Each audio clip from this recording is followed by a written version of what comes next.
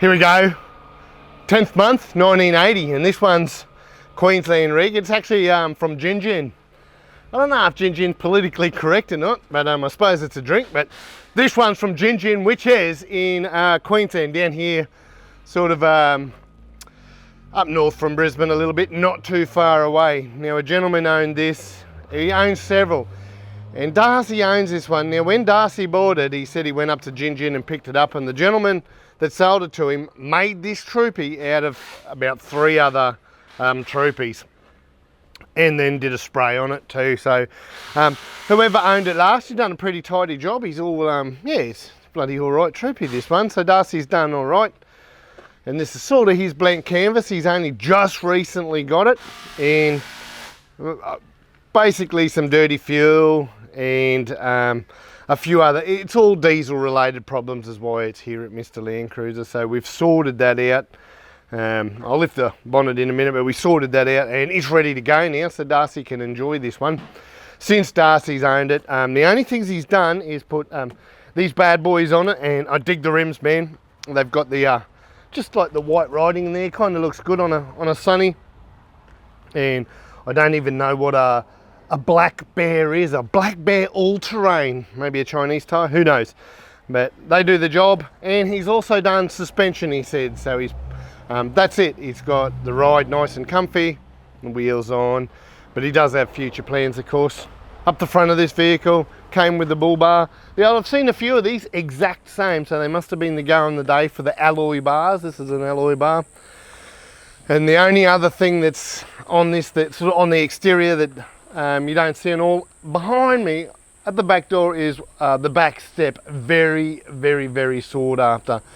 Very collectible. You can sort of name your price yourself with those if you've got one for sale, because I've seen them fetch $450, near $500 for a used step. So it's pretty cool. That is basically outside of this one. We do have someone's put the dual fuel in there, and that'll need tidying up in the future. It's not why it's here. We're not here to resto the thing, but that'll need tidying up. Look at this, door handle's homemade too. People got inventive in the day.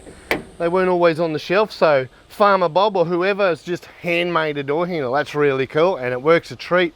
And it's probably stronger than some of the non-genuine stuff you get. We have all sorts of experience.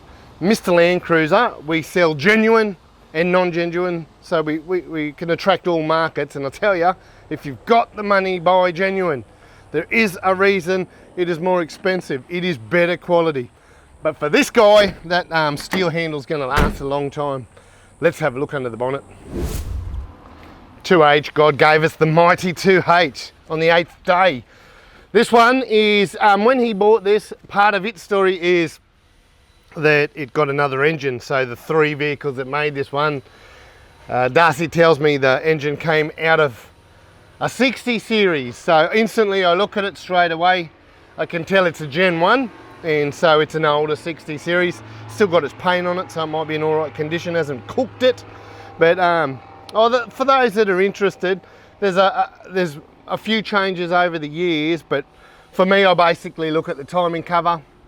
If it's smooth with no bolt hanging out of it, it's a Gen 1. If you've got the little bolt on the timing cover, it's a Gen 2. One of the quickest ways to tell, and sort of differentiates them is one's got liners, one doesn't. There's a few other changes as well, but this one's an older 60 series engine that's been put in here, unknown Ks or whatever. Everything else pretty stock standard. It's not into, there's a few little wires here or there, it's not in here for that, but he's still got the old, the original air filter and airbox setup, which is really cool to see. He's really happy with this thing. It's not playing up with temps or anything else, it's humming along. Again, it's just fuel issues. Okay, have a look inside here. It may look rough and ready, but I tell you, the multicolored floors and what have you, there's no vinyl or anything laid down, so the multicolored floors, I'm looking at a really, really good blank canvas. This is a good tub under here. They're not perfect, but it's a damn good tub with an all right floor. Now, it has had repairs. It's been and they've been done at home, but I would proudly own this Troopy. Need some cosmetics in the future, but she's a doozy.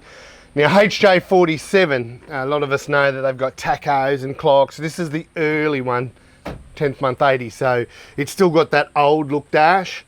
It's pretty unmolested, this one, very plain, and it's got the original seats in it. It does have some of the rear seats still in the back, and with those rear seats, future visits we're talking about pulling them out, what to do baby seat wise and things like that. So that may be our next visit at Mr. Landcruiser, but for now it's got the rear seats. Couple of homemade door cards there, which do the job, look pretty cool. That's pretty much it inside. She is stocko, there's nothing fancy to talk about. What you look at is what you get. So I've said this Troopy already was in here for diesel, for fueling issues. One of them was being put together, it had the old pull button to stop it, and that was really temperamental. You could be within a mil or so either side where it would sit properly, and so the guys have just totally removed it, turned it back to key operated. While we've had it, we've also done the diaphragm and a few other things. This has been to other workshops first, and Darcy was a little bit disappointed that they didn't get it right. We're out to, for Mr. Landcruiser, we want him to have a great experience, and we've all been enjoying driving it now, so we know that he's going to jump in and not have these issues again. The next time he visits will be for a totally different reason, maybe the child seats. But that's it, Darcy's future plans. He's talking about this coming weekend, going to the beach straight away in it. He's got young kids, he wants them to grow up in it. I know that feeling, I'm a dad, I do the exact same thing. How bloody cool, father of the year, owning one of these. So I can't wait till he tells us the story, takes some photos and just enjoys this thing.